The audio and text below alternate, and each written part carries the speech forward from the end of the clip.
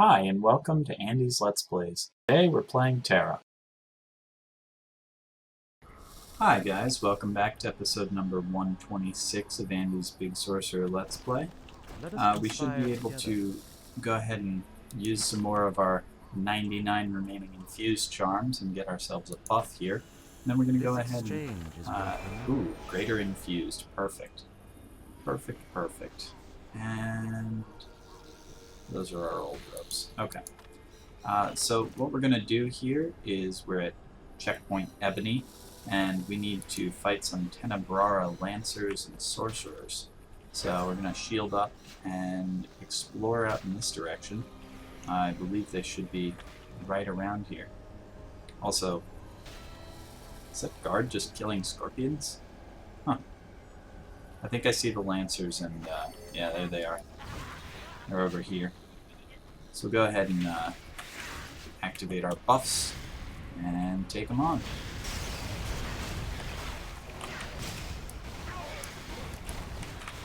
It's pretty neat because between our new piece of armor and our new spells, we're just stronger than we've ever been before. So, very cool. Alright. We'll go ahead and gather up some lightning essence too. I want to try to gather as much lightning essence as I can since we are approaching 300 gathering in that area. I believe our current we're currently at about 276, so we're not super close, but we're close enough that it's worth trying to get a few more points there. Since once we get that and our plant gathering completed, then we will have our new inventory slot. We haven't had too many issues with having too much stuff in our bag, but it's always good to have a little more space, so something to work towards. And it also gives us the buffs, as we went over when we were doing our mining a couple of episodes ago. So it's very useful. Gathering knowledge, let's see, that gives us... I can't actually check what that gives us, can I? Gathering spirit. Alright, I'm going to move my menu here. There we go. Gathering knowledge increases gathering proficiency. Ooh, that's not too useful. So I like to keep my menu centered at the top here, but unfortunately, it has a tendency to block out things underneath of it sometimes. So just gotta be a little careful about that, especially if I were to need to access something up there quickly, that could present an issue. But I almost never need to check what's going on up there. So alright, we should be, yeah, we're about half done with the Tenebrara Sorcerers and Lancers. We only need 6 total. We've gotten 3 of each. Kind of like when enemies come in groups like this, because it just means you deal with pairs of them, and you know, you get your, what am I trying to say here, your scores for the different enemies, like the number of Lancers and number of Sorcerers you've killed, are even, so you don't have to worry about having killed 6 Lancers and no Sorcerers or something like that. You know, it'd be kind of neat. I would like to see a blink backwards ability, because the blink forwards is useful, but it throws you closer into combat or past the enemy. It'd be kind of interesting if we had a blink backwards, something that moved us back faster and farther than our jump ability. But the jump ability is pretty good, and it would get kind of silly if we could just blink in any direction. Besides, I can always turn around and then blink, but that makes fighting things more difficult. Alright, let's go ahead and take out these guys. There we go. And we're doing quite a decent amount of damage to them. They're only, let's see, they're level 57, so they're one above us. But we don't seem to be having any trouble in terms of quickly dispatching them. So that's good. You know, sometimes we've found that the enemies in the area, if they're even when there are levels, sometimes when they're a level or two above us, they tend to be tough and make fighting them kind of frustrating because it takes a long time or they deal a lot of damage to us.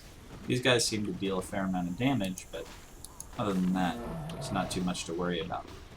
Alright, so I believe I can check our zone quests here, but yep, all of these are group quests except for Ignorant Arcanist. So Ignorant Arcanist is our quest to go see Malon near the Rain Tree Oasis, and that's where we're going to be headed next. This is back out past the camp we were in last time, but not through the spider area. We're going to a gorge over to the right, or east, I guess, based on our map. So we should be able to go find him and then quest through that area.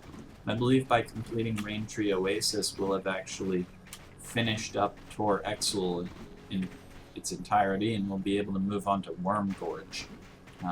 Worm Gorge is the last area around Elania here. And then a couple episodes from now, once we've finished up Worm Gorge, we'll be moving on to another zone, and prior to that, I believe we'll need to go into Sailoron's Sky Garden, which, if we go to instance matching, we should be able to queue for. Yes, requires, and I've noticed sort of in the past few weeks, this recommended item level in the thing. I don't know if that was there previously, but it recommends 101 for Sailoron's Sky Garden, and we've got 116. So I think we should be okay. We'll have to see. I mean, that should be just fine as far as difficulty goes, especially since we're just DPS. Let's see. Lizard skin, that's not something that we want to get. Alright, so we're not going to do the lizard skin quest, but we will collect desert heart horns and Strelitzia. Strelitzia is a plant, I believe, that grows next to this pond. So that's what we're going to be going after. We also have these desert parts coming after us. Noticed a very, even as early as Lumbertown, you can kind of see this trend. It's kind of funny to see it continue. You can tell that the horns or the antlers on these guys are a good bit bigger than the ones on deer that we've encountered in the past, or Noroks or whatever. I guess these ones are hearts. So I think they're the same as Noroks, pretty much. But maybe they're, I don't know, more emotional or something. Alright, there we go. We can't really get far enough away from these guys going up this hill. But that's okay. At least we dragged them into the hailstorm temporarily, which was our goal. So collect up our gold here. I don't think these gold maniacs are aggressive. They'll turn and do that thing, like point at us and get all puffy or whatever, but they're kind of like pigs. They don't actually engage. Alright, here we go.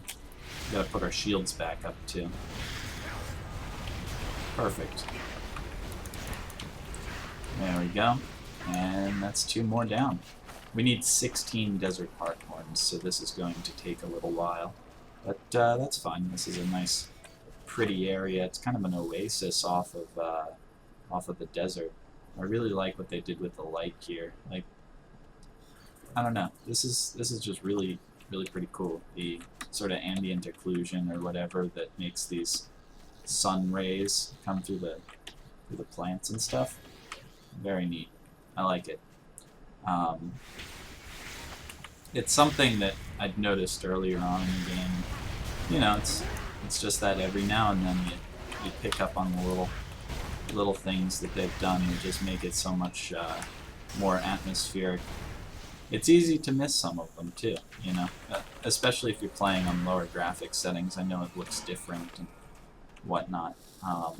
It's one of the reasons that I really like playing on higher graphics settings. And I know that sounds kind of stupid. It's like, oh, I I like playing the game when it looks nicer, because it looks nicer. But I really feel like a certain amount of the style and whatnot is missed if you don't have the graphics kind of set all the way up. And the nice thing is you could always set them up and then just to look at stuff, and then for actual gameplay turn them back down, or to get a screenshot, that kind of thing. But yeah, modern games are just amazing. That's about where that conversation is going. It'll be pretty interesting to see how games continue to develop. You know, whether they just get better and better graphics. I mean, certain games like the World of Warcraft chain of games, that kind of thing, they have a certain art style where even when they do tend to increase their polygon counts and make things more detailed, they still stick with a very much not real life like style. This game is pretty stylized as well. I mean, you know, I would say it's more detailed and more true to sort of the way that creatures are proportioned and things in real life, but it's still very stylized, and it'll be interesting to see, you know, how both games that are MMOs like this and first-person shooters, all of these games continue to develop in terms of becoming more and more detailed and realistic, that kind of thing. And then also, I'm kind of interested to see, a while back there was, I believe it was a Kickstarter, and I don't have a link to this unfortunately, but it was a visor of sorts that aimed to be a really good implementation of what's been done in the past in terms of a virtual reality type headset that tries to put you in the game. And if that's done well, that could potentially be very interesting. Might make recording the game a little harder or wonky or different, but it would be kind of neat to be sort of in the game. I have a feeling that'll also be more of a useful gimmick or whatever for certain genres or certain types of games, like first-person shooters, as opposed to other things. Like, obviously, if you're playing like an Age of Empires, that kind of thing, you would not necessarily want to be just in the game. So I'm kind of curious to see how that develops, and, you know, how technology continues to change over time. It'll be pretty neat. Oh, we missed a Strelitzia plant. There we go. For some reason, when we start swimming, our frame rate just starts going down. I don't know if it's the animation of the water that it doesn't like, or what. And it's not that bad. When I'm not recording, I don't really even notice that at all, but when you get in the water and you're recording, or, you know, your system's otherwise taxed, that kind of thing, it can cause a frame rate hit, at least for whatever reason I see one. So it's kind of interesting. I just try to avoid too much swimming as a result. There we go. 5 Strelitzias. Good. Yeah, see, we're going good. Yeah, that time we're just walking, so maybe walking in the water doesn't affect it as much. But yeah, it dropped by about 5 FPS that time, which is not bad. 5 frames per second is not a huge difference in terms of swimming versus not swimming. Actually, on this other side here, it may just be the mobs that we are near to and whatnot, because on the other side here it hasn't come back up from swimming, so I don't know what causes that. No, stay back, you foul deer beast. Yeah, that's right. I blinked right through you. He's so confused, he's still attacking over in that direction. Alrighty, there we go. Heart horns, gather up these. They still need 2 more Strelitzia and 1 more heart horn, and then we should be done with this area, I think. Oh, hello, plant. What are you doing? blinking in and out. I guess it does that in order to not obscure the camera. Blink, blink, blink, blink. It's kind of interesting. Sometimes I've seen things fade. Like this plant's not blinking out. That's getting right in the camera. What? I don't know what the criteria is, but it must just be these ones are probably like part of this tree or something.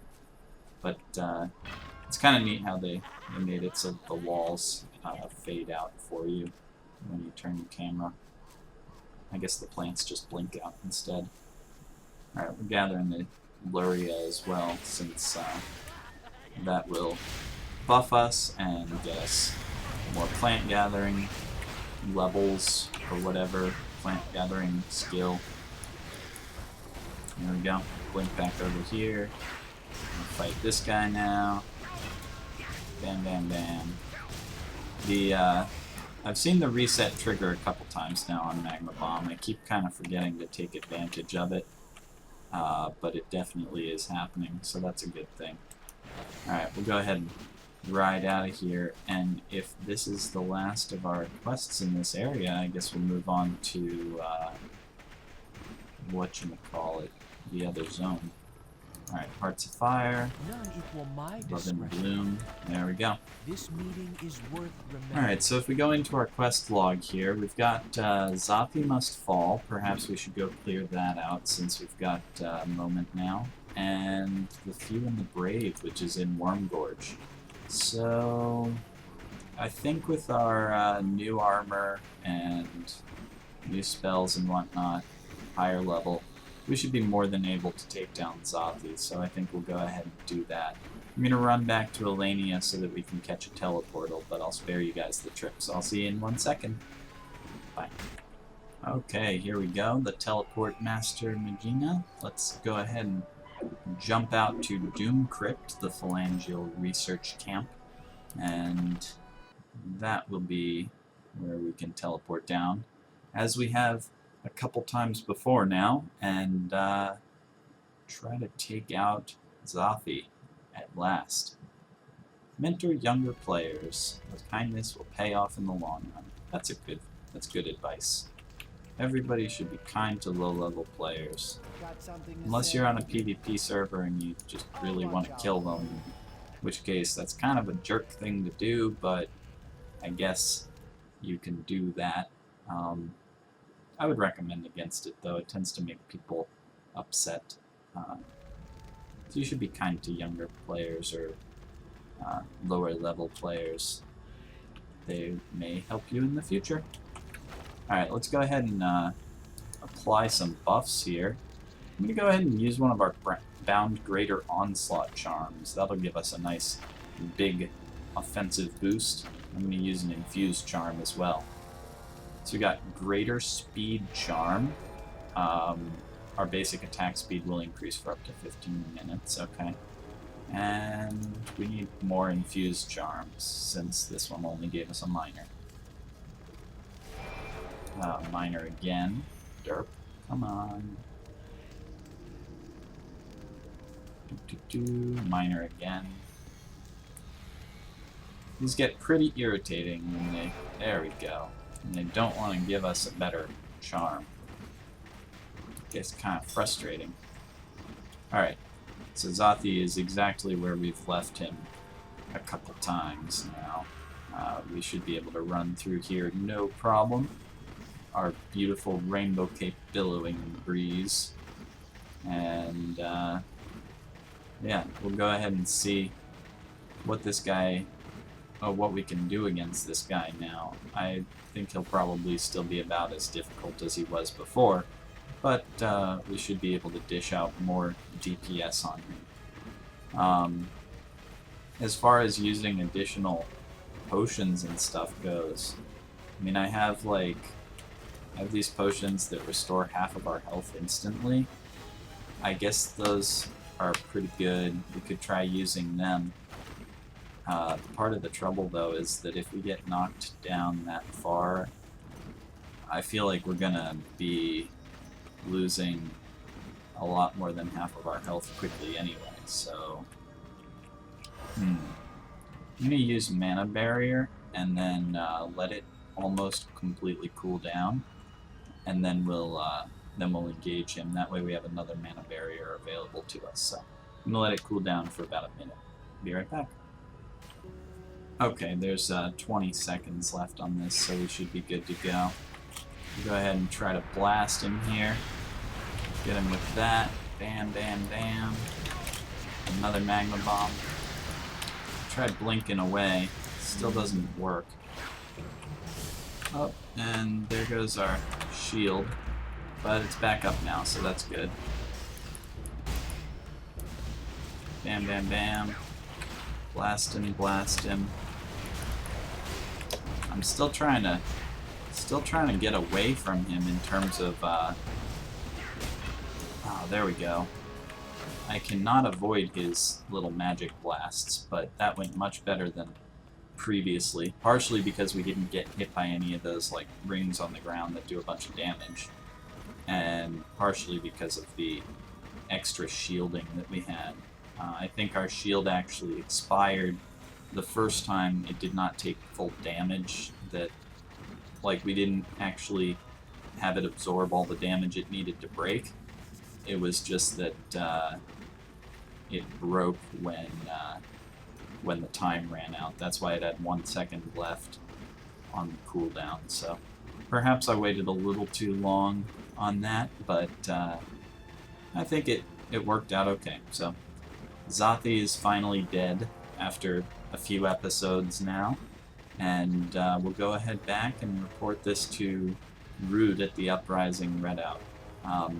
Once we do that, we'll go ahead back to Elenia, and I'll see what we can do about investigating... What is this area called? Worm Gorge. Worm Gorge is our next target, so we'll go poke around there a little bit. So let's see here. Rude, what are you doing? Zaathi must fall. Nice. Tier 11 gloves. Very cool. So we just got some new gloves. We'll go in here. These are about 160 more defense and about 1,000 more balance. Increased crit rate with an extra +2. So very, very awesome. They're kind of white too, or silver, so they go with our robes. Although I kind of like the black gloves with our robes.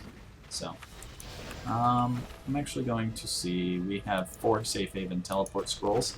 So the fastest thing for us to do now is just going to be to teleport back to Elenia.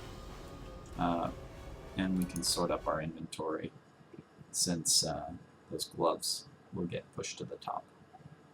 I like the way that the inventory sorts because it makes it easy to access things like weapons and armor right at the top of it for selling them and stuff like that. Alright, so here we are back in Elenia, and if we head out the north gate towards where we went to go to Tor Exul, we should be able to take a left here, and oh wait, what? Oh, this is a repeatable quest, hunting remnants. No, thank you. Maybe later we'll come back and do some repeatable quests, but there's no need at the moment. Alright, so we need to report to Celesta. We don't actually have any quests to kill guys here yet. We just gotta get to the first camp. So it looks like there's lots of these gulas or whatever they are marauding around, ogre things. So that's probably what we'll be killing first. Yeah, there's a guard fighting. That's... Oh, whoa, there's like a mine over there. That's kind of cool. Alright, this town ain't big enough. Grab that one. A few in the Brave. Turn this one in. That's 500,000 XP. And accept that. Accept this one. And these two. Good. And good. Alright, so we go in here, balancing the scales, group quest. Other than that, we are good to go. The mana ore looks like that is out in this direction. There's Desert Scourge Crussers, Manglers, all sorts of stuff. Vulcan Raiders. So wow, we have lots of guys to fight. I guess we'll just go ahead and get started. These guys are as good as any, so we'll go ahead and take out some of them. And because of the level here, I think maybe we were actually intended to come up this way first. It looks like we're primarily dealing with guys that are like level 54. I do know that later on in this area they get to be higher level, but at least for now, we should be able to breeze through these without too much trouble, which will be good. This will move along nicely. Fire blasting them. Bam, bam, bam. We don't even necessarily need to use up our hailstorm on them, since these guys can die relatively easily. There we go. And we'll hailstorm these ones that we have not hit with other AoEs. There we go. Perfect. Oh, blink. Blink started to fail there. There we go. And that should finish him off. Nice. So there's our Desert Scourge Crushers done. We need Desert Scourge Anglers too. Let's see. Good, good. And blast.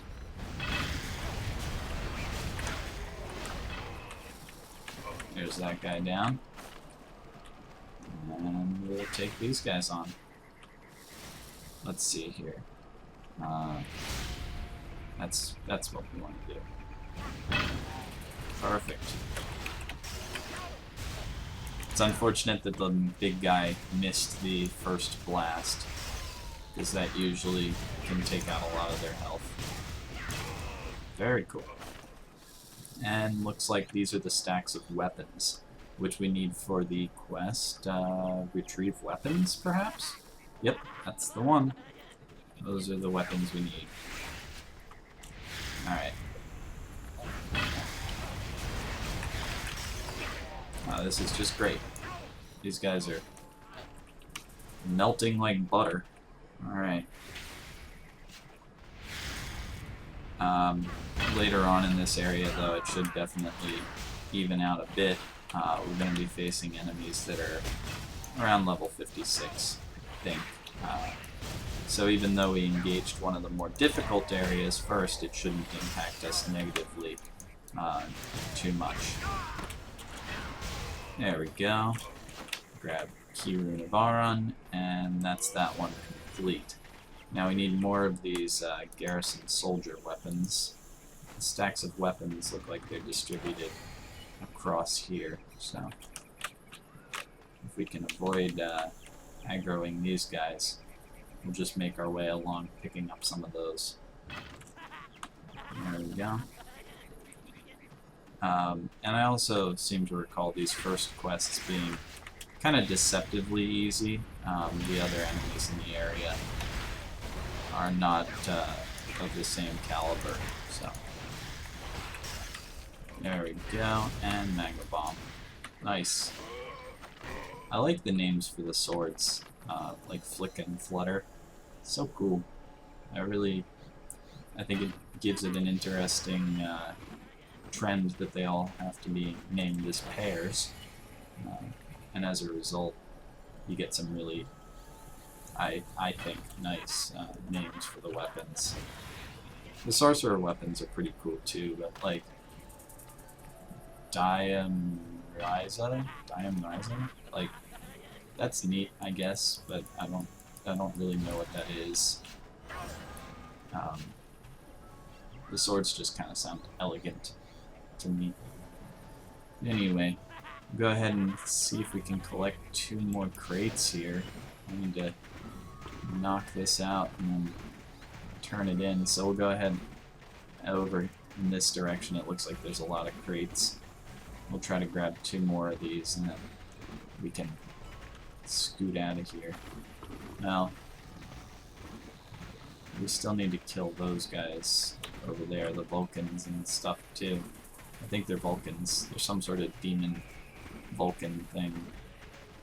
Yeah, I don't see a lot of crates here. So we'll go ahead, we'll go back to camp, turn in the quests that we've got completed, and then next time we'll collect up a few more crates, kill Vulcan raiders, collect mana ore, all that good stuff.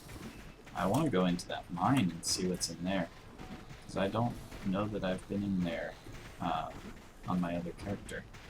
So, pretty exciting. There we go. Good. Need my help? Farewell, hero. Alrighty. Well, thank you guys for watching. In case you're curious, we're 23.94% of the way through our level, so almost a quarter. And I look forward to seeing you guys next time. Bye!